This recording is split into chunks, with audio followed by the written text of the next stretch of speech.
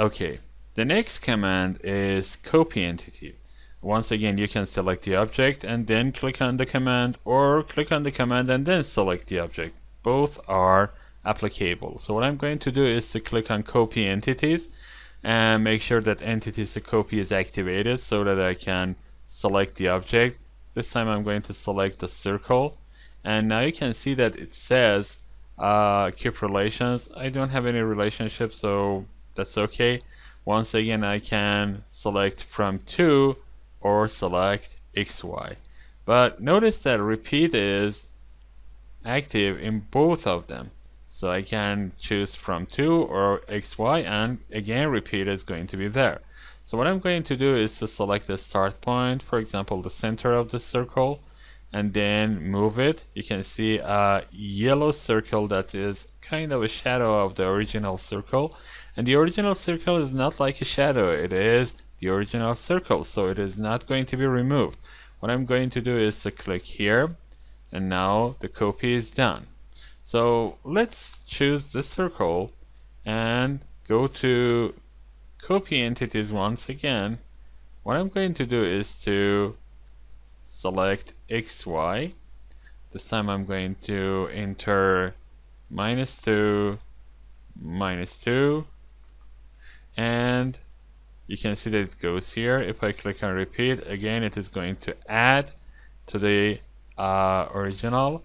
What I'm going to do is to click on OK. That's it. So you can copy entities like this. The other type of copying is to hold the control key and go to the object. I'm going to select this object first, then hold the control key and try to drag the object to the left or right. Now you can see that again this is kind of a copy. So hold the control key, grab the object and move it to the right. Now you can see that because 2 objects were selected, I have a copy of 2 objects. I select the object here so that other objects are deselected, only this object is selected. Hold the control key and try to drag the object to the place that you want it. Now we have multiple copies of our objects. Now let's go to the third command, that's rotate entries. So to rotate entries, you need to select the entry. For example, this rectangle, I'm going to rotate it. I'm going to select all of the sides. Now you can see that in entities to rotate, I see 4 lines of the rectangle. Keep relations is checked so that the relationship is going to be there. And now it tells me where is the center of rotation. Now notice that when I try to rotate, these lines are no longer gonna be vertical or horizontal. So keep relations is not a good item here. I'm going to check it before removing the relations. What I'm going to do is to select the center of rotation. Now by activating this text box and selecting a point on the object or any other place, for example the centers of these or any other place, I'm going to select the origin. The rotation degree is going to be activated. How much I'm going to rotate this? I'm going to rotate this about 30 degrees. So I just click on that. Now you can see that it is 30 degrees. I'm going to select the rotation and then type 30 and click on OK. Now you can see that although we had some relations, the relations are going to be removed so that the object is going to be rotated about 30 degrees. So let's select some of the other items. What I'm going to do is to select some of these circles. Now you can see that I have 5 different arcs in the selection list. Now I'm going to select the command. You can see that I can choose the items, the objects first, and then go and click on the command, or I can click on the command and then select the objects. Both of them are going to be the same. So I click on rotate entries. Now it asks me the center of rotation. Here is the center of my rotation, and then I'm going to move them. You can see that if I click somewhere and try to move my mouse and hold the click, of course, this is going to rotate. Or I can go and type a number here. What I'm going to do is to rotate about -45 degrees. Now you can see that as long as I haven't clicked on the check mark here, the shadow of the original object is here and the new location is here. I can, easily know where the objects are going to go. So I just click on OK, and all the objects rotated along this center. Percent bigger than the actual object. So let's do this. I'm going to increase it to 1.5 times. Now you can see that they are about 1.5 times bigger than the original object. So if I increase it, you can see that they are uniformly increasing in size. And finally I can click on OK, and the scale is going to be done. And finally we have stretch entities. This one is interesting too. Let's try to stretch one of the lines or one of the sides of this rectangle. Now if I go and hold my mouse click on this point and try to stretch it, you can see that this is going to stretch. So this is kind of a stretch command. Now if I want to stretch both of these lines, I just try to grab this line and move it to the right. I can see that this is going to be stretched again. Now what I'm going to do is to show you one other object. I just click here, here, here, here, here, and let's click here, here, and finally finish this drawing. This is the object that I'm going to extend. Okay, so I click on OK once again to exit the command. Now if I try to stretch this, you can see that this part of the object is going to be stretched. Now if I try to select these lines, you can see that except this one and this one, all the other lines are selected. Now if I try to grab one of the lines and try to stretch it, you can see that this is working just fine. And if I try to stretch one point, again, that's going to be fine. So a stretch works like this, but I'm going to show you how you can use the command. So I press escape, go to move entities, and try to select the stretch entities. First of all, it asks me what entities you are trying to stretch. What I'm going to stretch is these lines, so I select all of them. You can see that it tells me 3 lines are selected for stretching. Once again, it has a base point. This is very nice, from 2.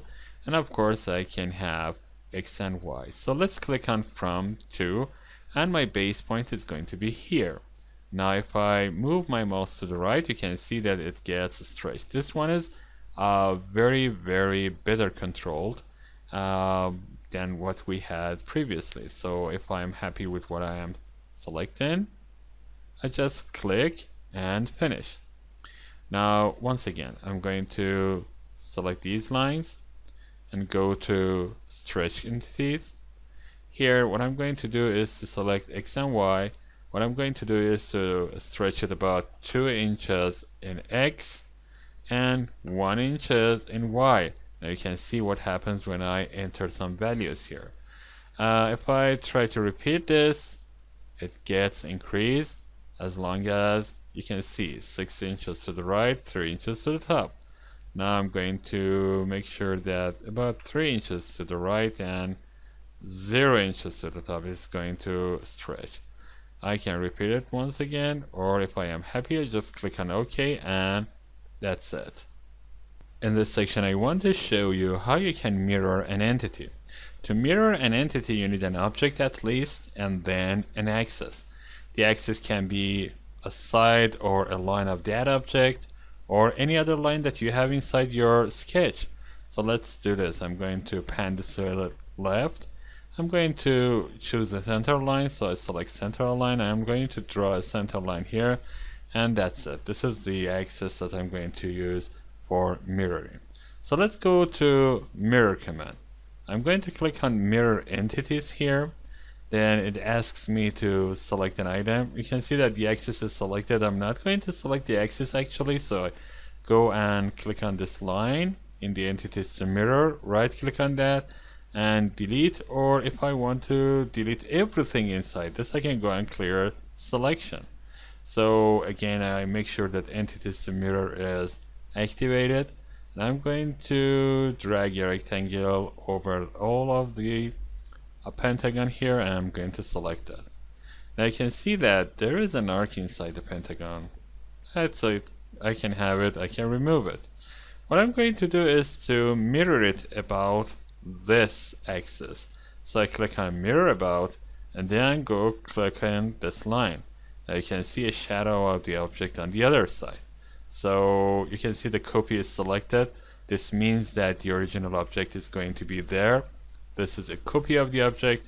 If I click on this and remove the check, the original object is going to be removed after the mirroring, and only the mirror of the object is going to be there. I'm going to have copy here, and I click on this OK, and that's it. Right now you can see that this second object is a mirror of the first object along with this axis.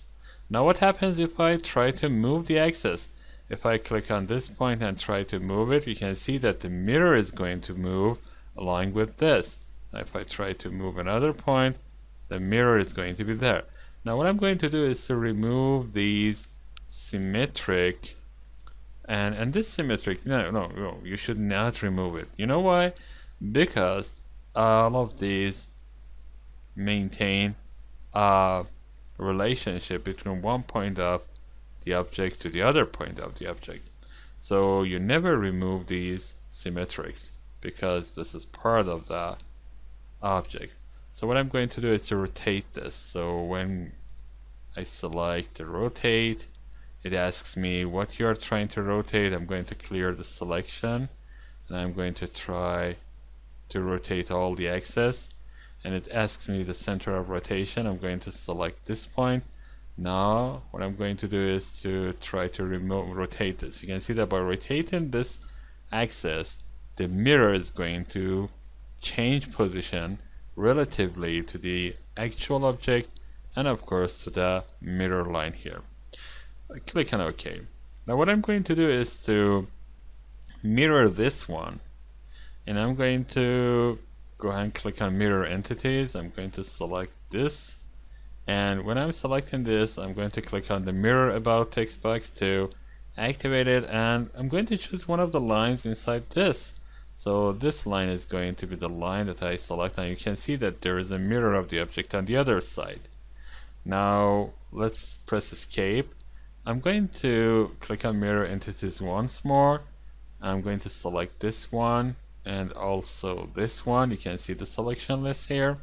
Now I activate the mirror about, and after activating the mirror about, it says select entities to mirror and a sketch line. That's okay. Now I try to activate the mirror about, and I'm going to select one of the lines here, so this one. You can see that both of the objects are mirrored relative to the line, and I click on OK. Now you can see that they are mirrored. Now how can I tell that this is relative to the line? You can see this line here. I can stretch it. I can just click here on a center line and try to draw a line from here to here. And this line, that is going to be kind of a construction line, is the mirror of the object. So that's it. Let's select this line and make sure that this is a construction line.